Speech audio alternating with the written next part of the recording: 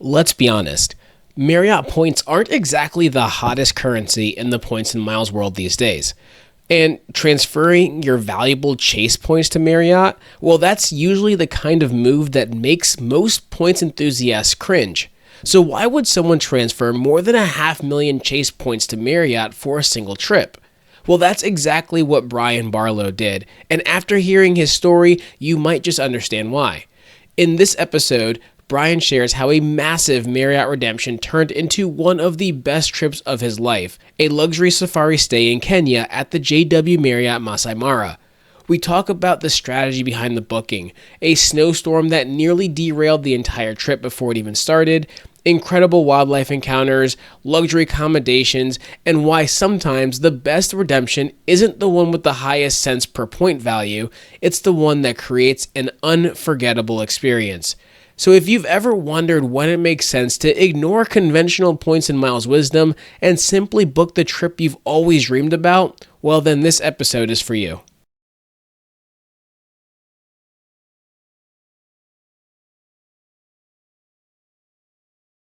Welcome to the Boldly Go podcast. I'm your host, DeAndre Koch. I have a fantastic guest for all of you today. I'm super excited to introduce him. But before we do so, a few housekeeping items. Reminder that you can watch all of these episodes in their full entirety on our YouTube channel. And we do have our Boldly Go Travels YouTube channel as well, which is more of our vlog style videos where we have our drone footage, underwater footage, diving, resort views, all of those different things.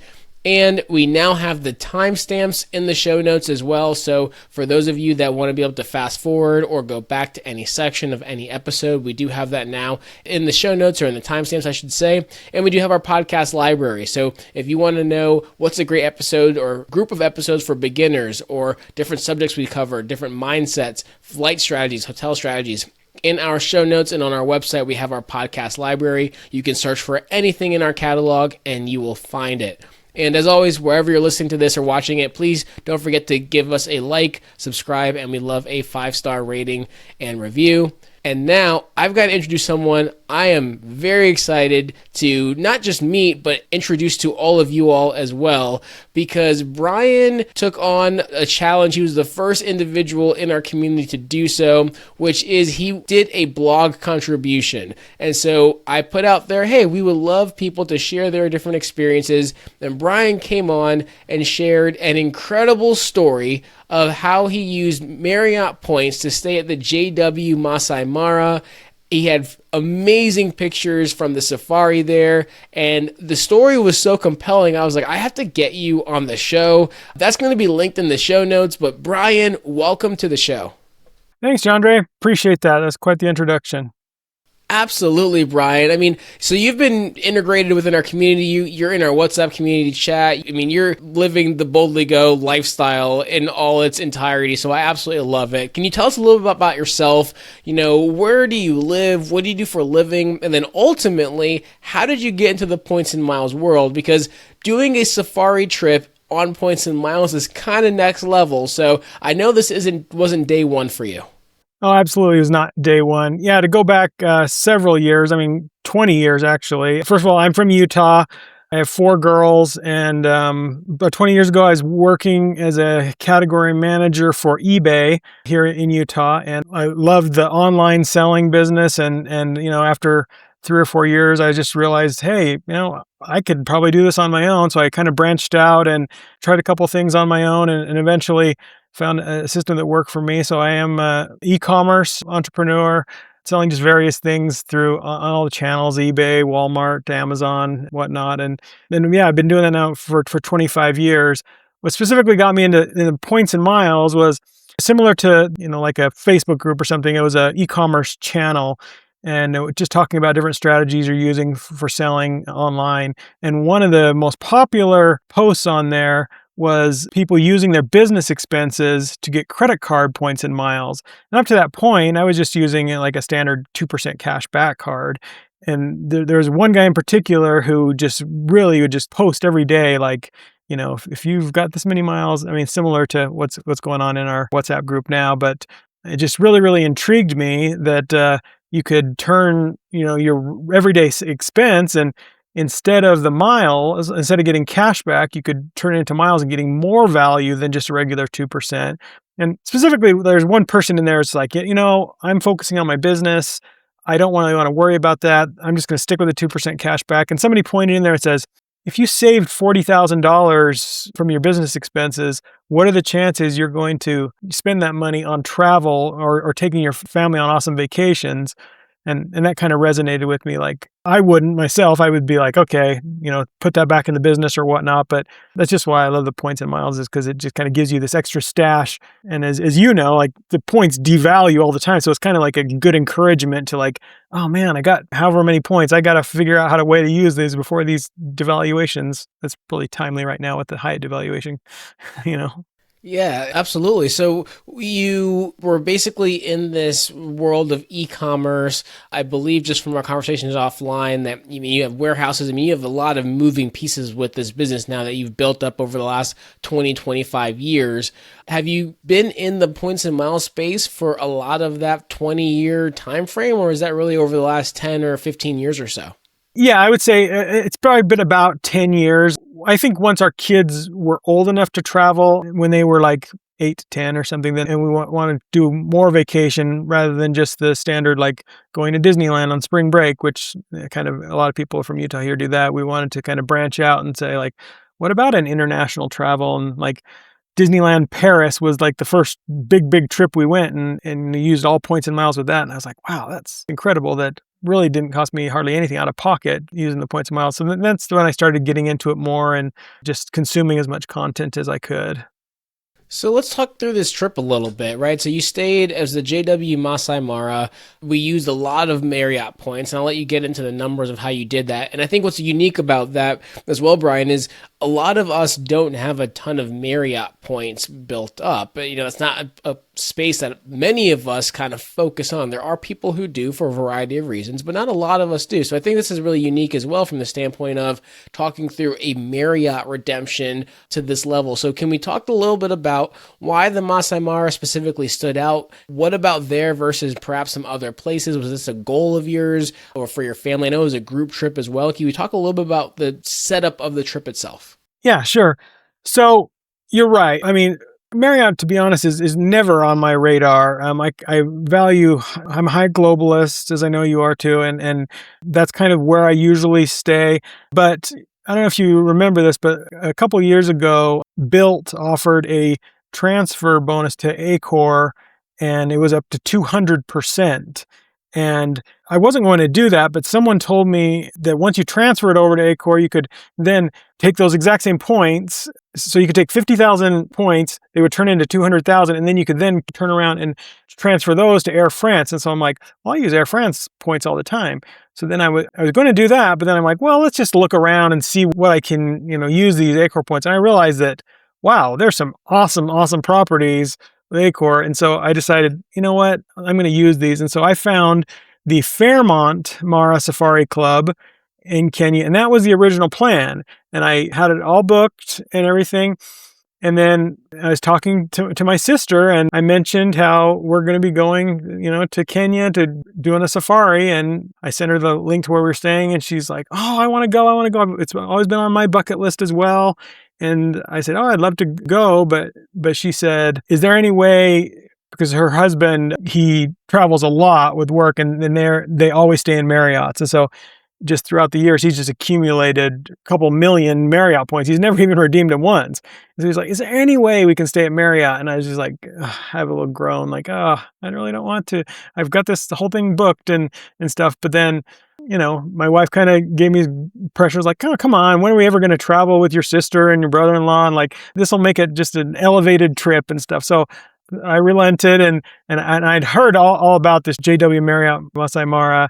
I'd heard about it, and I knew it was quite expensive. And so to back up a little bit, now Chase Ultimate Rewards, that is the easiest ones for me as a small business owner to earn, because the business cards I have, they kind of play right into my e-commerce business. So on advertising, I get 3x on any advertising expenses. Shipping, which is a big one for me, I get 3x on that. Zelle money by payroll, thanks to Boldly Go. I learned about that. And so put my payroll through that too. So that's always the one where I have the most points at, but just transferring it one-to-one to Marriott was just killing me. Like, this is not a good deal at all because it's like 225,000 points per night.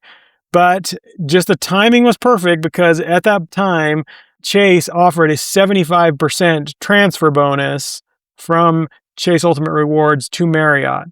So I was able to take 515,000 points, which I agree that's still a lot, but it's a lot better than the full 900,000, and to transfer that over. And then we also use the book 4-night, get 5th night free on award stays with Marriott. So that's kind of the logistics on how it all came to be. And then he, of course, had all these in here, so I just showed him how to redeem it, and he thought that was really cool that, he was getting a free vacation as well. So we spent essentially 500,000, 500,000 Chase points to turn into 900,000 Marriott points. And I know essentially the title of the blog is how you were able to have an incredible safari experience for the 900,000 Marriott points. And what I find really interesting about this, and I've said this myself on the show many times during our quick hits, when I've referenced the Chase transfer bonus or Amex transfer bonus to Marriott, I've mentioned how, hey, it's probably not a great redemption, right? It's usually the value of your Chase points isn't that so much higher than the value of a Marriott point. But what I love about this, Brian, is it wasn't about, well, am I getting the most cents per point and the value of my redemption, et cetera, et cetera. What you did is you looked at the value of the experience, right? You kind of pushed past I'm not getting as much value for my Chase points as I could be. Now, granted, the transfer bonus, yes, made it happen, made it a lot better, more palatable, but it was more about this experience, which I think at the end of the day, points and miles, we need to sometimes get away from the analytics and just look at what are we creating for ourselves and our families that we might not otherwise happen if we didn't have this world of points and miles as well. So I love how you were able to do that. Yeah, and it wasn't easy at first because I am just kind of ingrained in to think like, oh, it's not a good value to transfer to Marriott, but yeah, I'm glad I did. And just like you just said, it ended up to be one of the best vacations, if not the best we've ever been on. I love that. So you paid 900,000 or you used 900,000 Marriott points. That took 500,000 Chase points roughly. Do you know by chance, did you happen to jot down or make a note of what the out of cash cost would have been for this stay, how you booked 4 nights and got the 5th night free? Any rough idea of the range of cost for this stay? We're going to get into like what was the stay even like, but just from a high level as the listeners here, what would this have actually cost out of pocket? So it's generally right around $2,600 per night. So times 5, you're looking at around $12,000 overall, $12,000 for that stay. So I tried not to get into the, cents per point specifically for this stay, but definitely a pricey place to go. Yeah, absolutely. And I think even still, when we think through 12 grand, right, I'd say you absolutely got the value from that, even with just your Chase points for that type of stay, I think, as well. But I want to talk through the resort because I know the resort itself was an incredible experience, but there were some hiccups along the way. And I know this because you put it all in the blog post, which is great. So I have to have a framework of what to ask you and to learn more about because these are all things I'm curious about. So can you talk a little bit about the booking? Like, what did you book? How did you plan to get there? You're in Utah. So what was the strategy to get to Kenya? And I know you needed a little bit of a pivot. And can you talk about what happened to cause that? Yeah, best laid plans, right? We had it all worked out because I'm in Utah. My sister lives in Florida, and the only nonstop flight to Nairobi is out of JFK. So the plan was for us to fly to JFK, her to fly from Florida to JFK, meet there, and then we'd book the nonstop through Air France. They're Flying Blue Miles. It was 115,000 each to do their business class. Would have worked great because we essentially would have landed right there and then just had somebody pick us up from the airport. And I thought it was going to just work well because we could all travel together and everything. But then 48 hours before the flight, we got these alerts. My sister got at the exact same time that due to snowstorm in JFK, our flights were delayed 3 days. So we were both panicking a little bit. Hers more so than me because I kind of knew that I could find other ways to get there.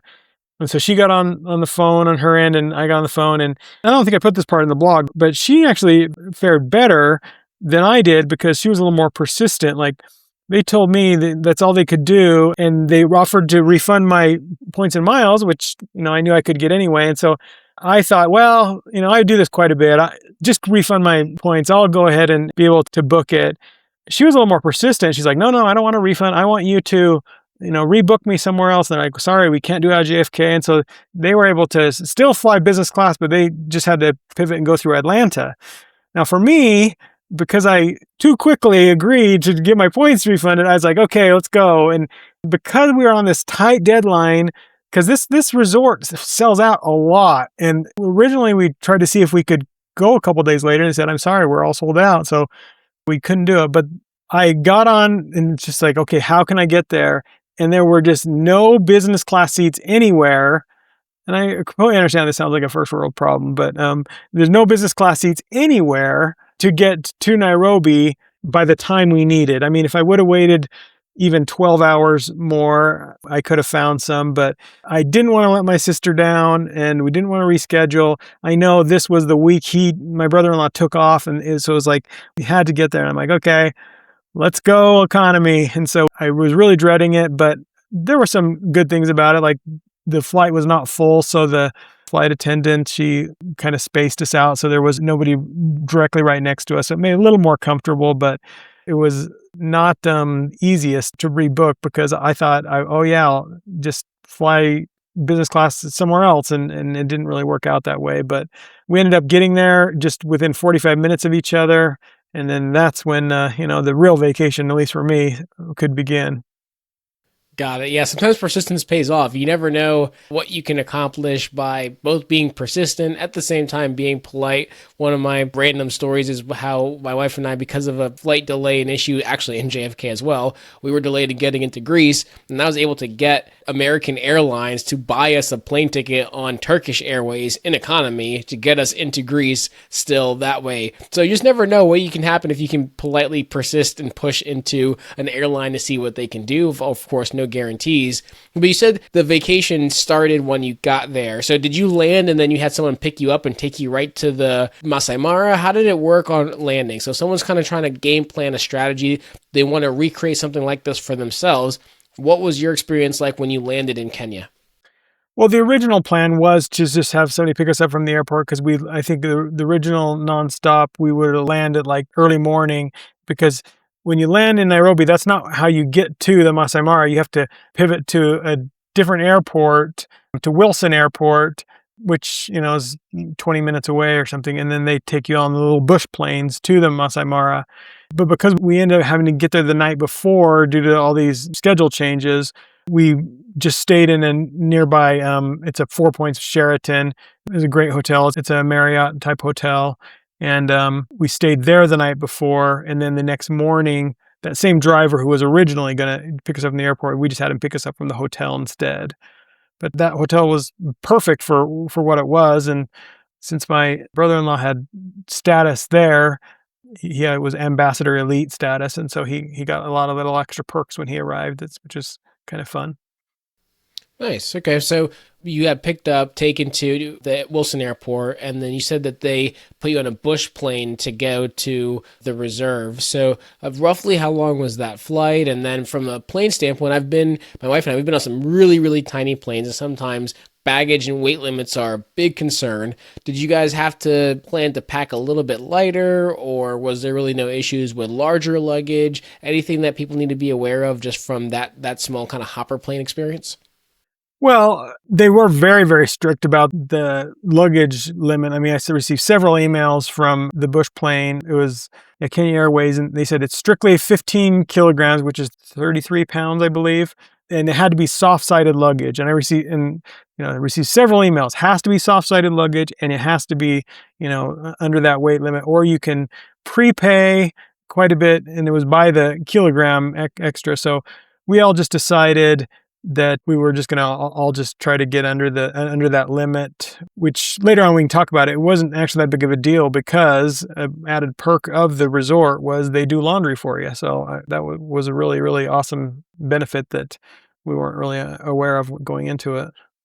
Nice, very nice. Okay, so when you landed from the Bush plane, can you talk through what were your first impressions with the resort itself, right? So you landed, I'm assuming you had someone picking you up and from there and taking you right into the resort. What was your impressions with the resort? And then what was the stay like? I mean, the amenities, the experience, obviously the safaris come included, but what were the things? Was everything out of pocket? Was everything included? Just based off of what you paid for the stay? Can you talk a little bit about the on the resort experience?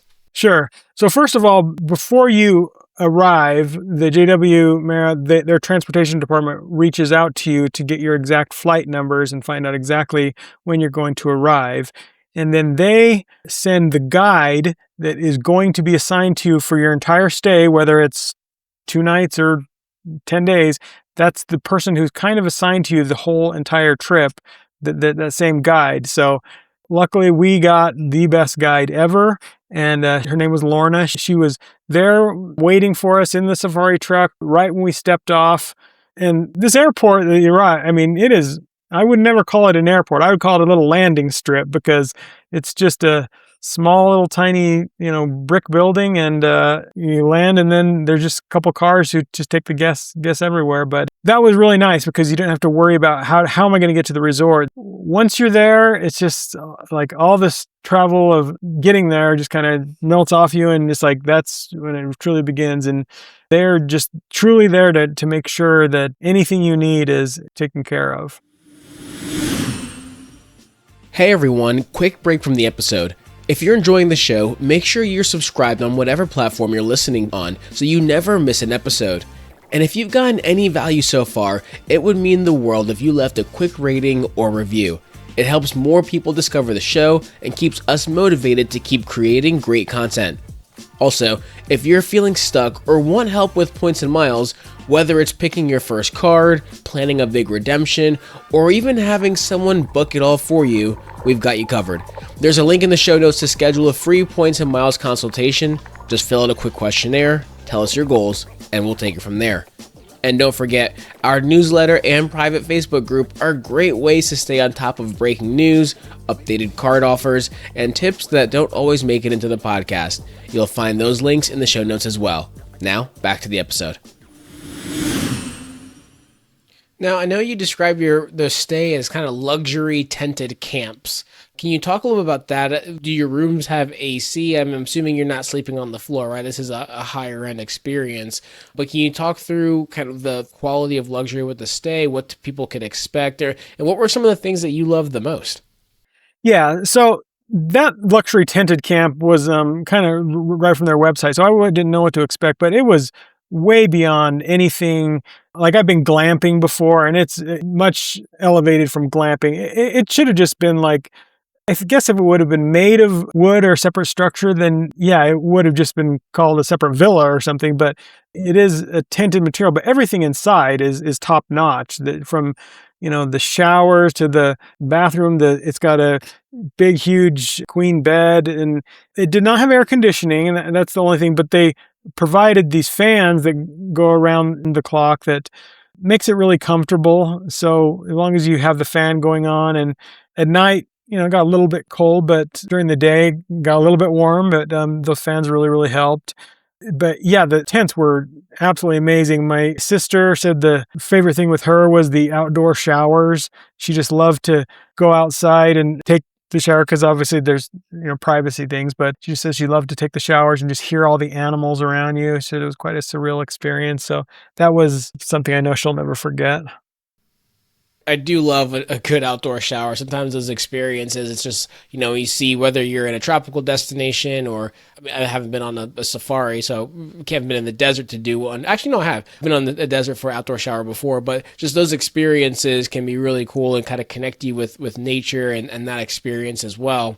Brian, I think people would be interested in hearing about what was the food service or the food experience like, the service, where you're kind of in the middle of nowhere in Africa. Were you any I would say negatives, but anything that you were kind of either pleasantly surprised by, or on the other side of things, you're like, you know what, there were a little bit of misses here or there.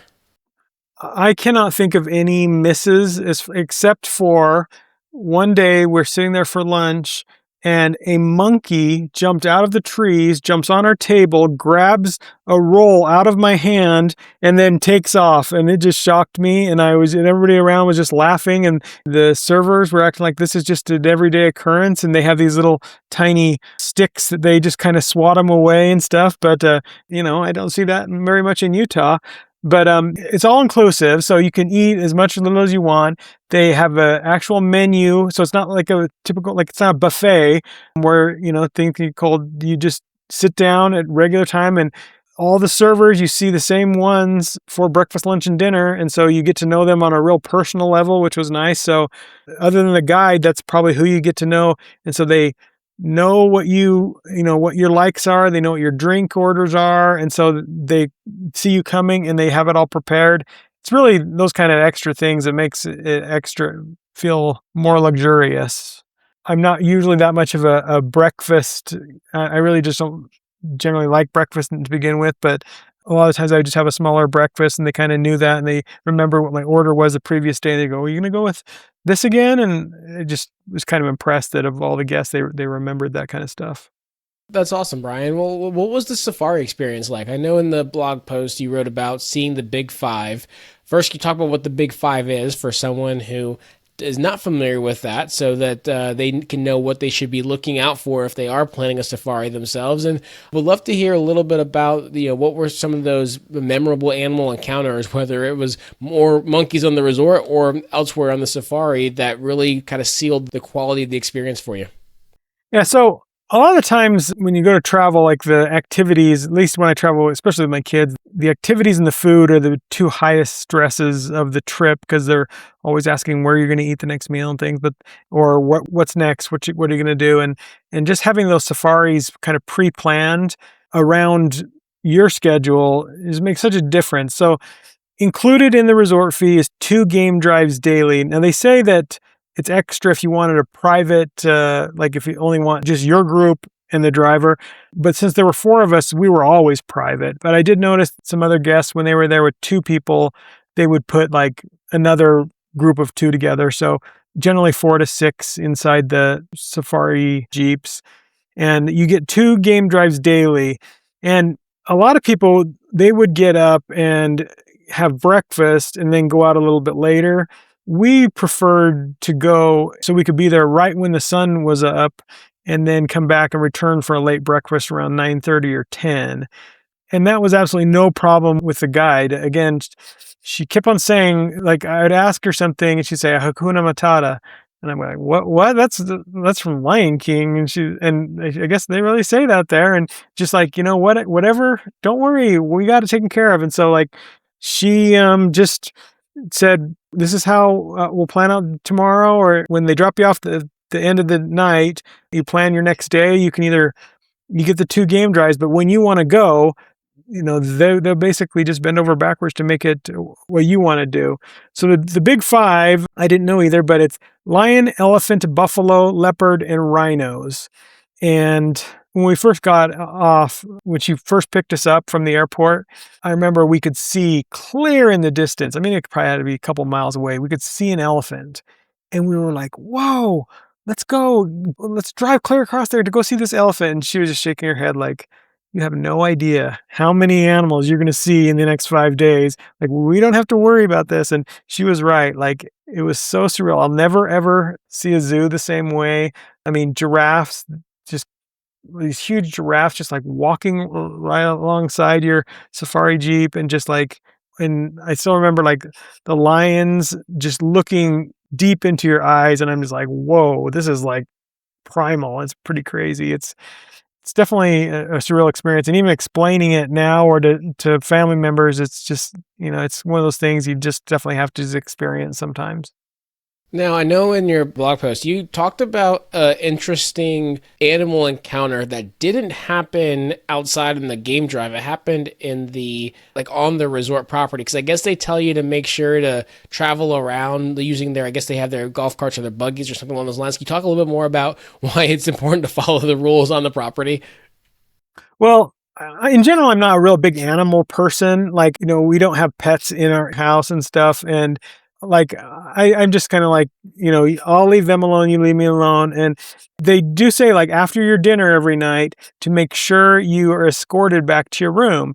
And I kind of thought that may be a little bit theater, because I'm like, oh, they just want to take care of us, take us back. And they drive you back there and then they escort you to your room. And I kind of thought, like, oh, this is probably a little bit overkill. It doesn't need it. It's nice, but it doesn't need to happen. But then, one night we were driving home and or driving back to our tent, and he was walking us back. And then right in front of our steps was this hyena, and he puts his flashlight on it, and it just looks at us and kind of just gives this big old scream or scowl or something. And I was like, whoa. And it kind of freaked me out. I had a little trouble sleeping that night because I'm just like, I guess they were not they were not exaggerating on that. But yeah, that was definitely memorable. And even my guide, Lorna, by the end, she was like, how did you sleep last night? Like, because I would say, like, there's a lot of animals that make a lot of noise at night. And some people find that completely relaxing. But to me, I was just like, man, there is just a lot of noise going on for all these different animals. And so they had a good time kind of joking with me how, I'm not used to being around all these animals all the time. Well, Ryan, what about outside of the game drives? Because you mentioned there are 2 game drives per day you get to get. I think it's really awesome that you get the opportunity to plan when you want to do them. So whether it's a before breakfast, after breakfast, I guess later in the day, maybe around sunset opportunity. So it's great you have the opportunity to kind of plan when you want to do it, and they'll accommodate the schedule that works best for yourself, for your family, for your group. But outside of the game drives and the safari type activities, were there other things to really look at or to do outside of just being there to see animals? Now, I know if you're going to go, that's going to be the primary factor. And you were there for 5 nights, so you had an opportunity to go on many, many game drives. But was that enough time? Do you feel like you had plenty of time? Did you do anything else outside of that?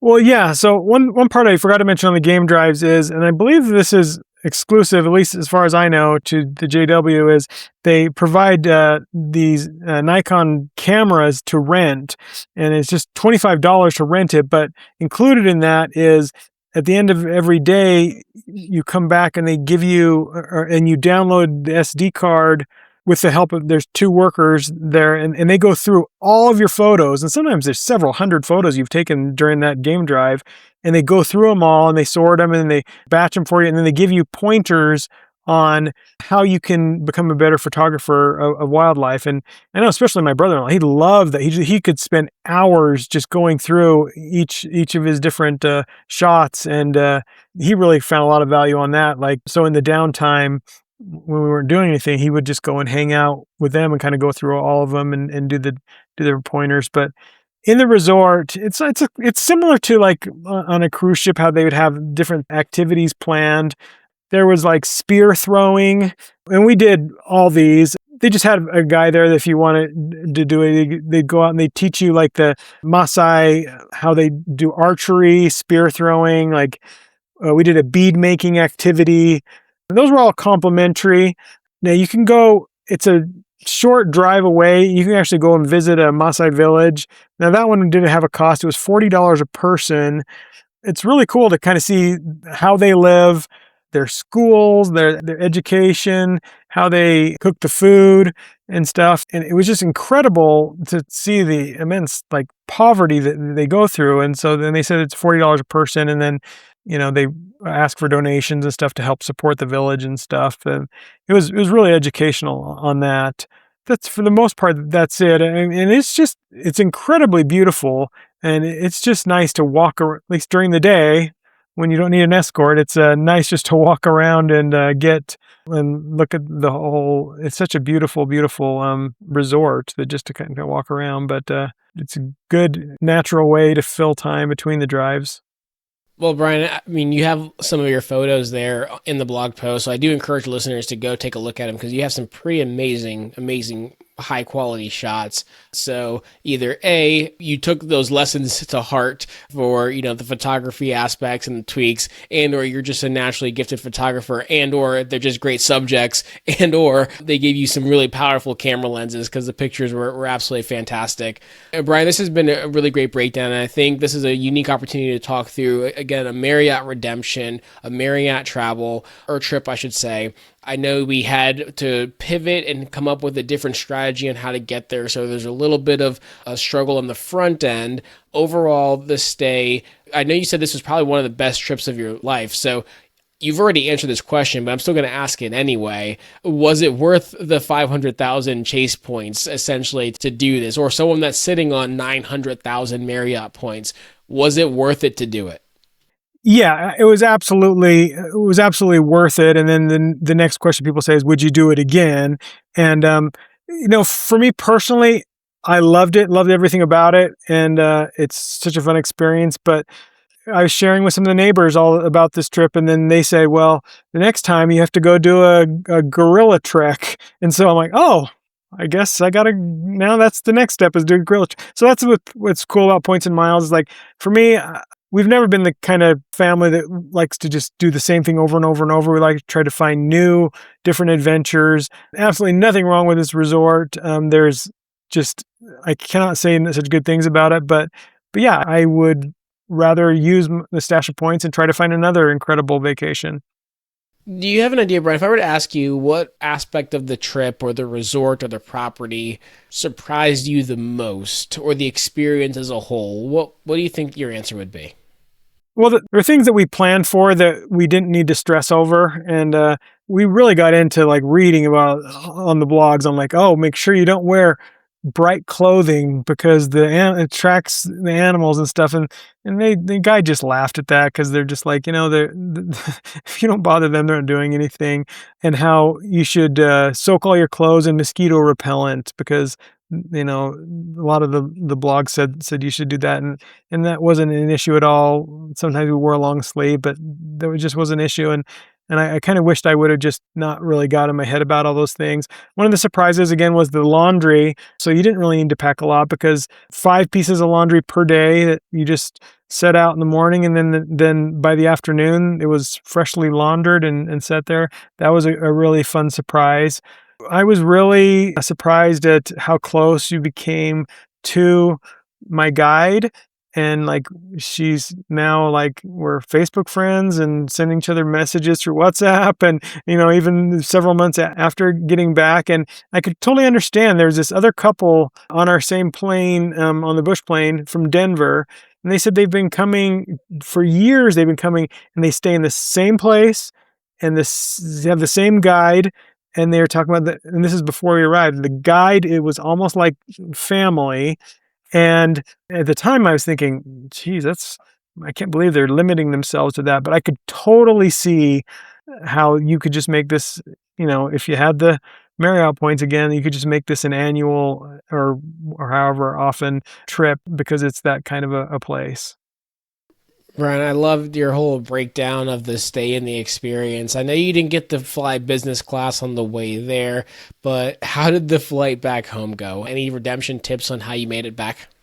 Yeah, on that one, it went through from Nairobi to Istanbul to Chicago to Salt Lake. And so the Nairobi to Istanbul to Chicago, that was booked through Turkish airline miles. It was 115,000 points, which is a little bit more than we normally like for a business class, but it was business class the entire way. And you got to do the Turkish airline lounge in Istanbul, which now I've been twice, and it's still one of my favorite airport lounges that I've ever been to. Awesome, Brian. I think this was a fantastic, fantastic story. I love that you not only shared it on our blog, but also shared it with our listeners as well. I think you probably put the Masai Mara on a lot more people's radars, because, again, most people aren't thinking, especially in this Points and Miles community, of using their Marriott points or even transferring from Chase to Marriott. But I think you painted a compelling story as to why they should consider it and why they could have an incredible experience in doing so. And just so grateful for you to come on the show today and share that. Where can the listeners connect with you and your journey and some of your travels? Yeah, thanks. I've really, really enjoyed this. So it's the first podcast I've ever been on talking about points and miles, and I really enjoyed it. I blog about my different trips on it's whatsthepointtravel.com. Use my $150 Squarespace credit to create that blog. So if you have don't forget about that credit. But then I also just started posting on socials as well. It's all What's the Point Travel. And yeah, come follow along if you want to see what I've been up to. Awesome, Brian. Well, I know you're a listener of the show, so you know we always wrap up with 2 questions. The first one just simply being, who else do you think we should have on the show? Maybe someone that's you also listen to or read blogs about, or anyone else that you can think of that you think the listeners would find some value with on the show. Okay, I've got a good one for this one because, yes, I do listen to your podcast and I do hear this in the end.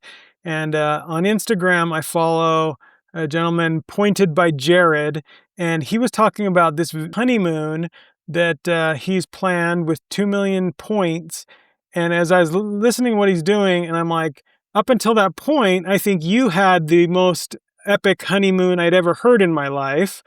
And so I'm like, it would be really, really cool to have him on, and you guys can each talk about your different honeymoons and the different strategies you'd used. I just think it would be like and how you booked it and stuff. Personally, I would love to hear that, because when he was going through all the different places he's staying, I'm like, man, these guys are really going at it with these honeymoons. Well, I feel like the challenge has been accepted. I think that sounds pretty cool. I think we use about 1.5 million points plus, we paid cash for plenty of things as well. So I'm really curious now to connect with them and see if I can get him on the show for to hear about his honeymoon experience and what he's either got planned or what he went on as well. Brian, any final thoughts before we wrap this one up? No, I love the points and miles. I know there's a lot of changes going on, and I just think that that's part of the fun of it is you just as long as you have those transferable currencies, then usually you can still find great value, and I'm glad I can be part of this hobby. Absolutely, Brian, and not just part of this hobby, but part of this community as well. I appreciate you not only contributing to the blog and coming on the show, but also being in our WhatsApp community chat as well. I know you shared some really cool tips, tidbits. You recently had posted about how you had saved immediately when you got autopilot as well. I mean, a lot of really cool things that you've done within the community, so really appreciate you being with us there. I appreciate you coming on the show today, and just thank you so much for being the best part of our community. It's been a pleasure. Absolutely. For the listeners out there, if you enjoyed this episode today, be sure to follow us on all the social media channels. Connect with Brian and his blog as well. He's getting out there, putting his own travel content out there also. And you can connect with him and the rest of our community in our WhatsApp community chat. I will warn you, we are a talkative bunch. So if you need to, you might need to learn how to use the mute button or keep your phone on silent, or else you're going to get a lot of notifications from people who love to travel. And make sure to sign up for our newsletter and our private Facebook group. Those are the 2 ways to get into our WhatsApp community if you want to join that as well. It's completely free to join. Don't forget to like, share, subscribe, tell your friends, leave us a 5-star rating and review. And as always, we will catch you on the next episode. Take care.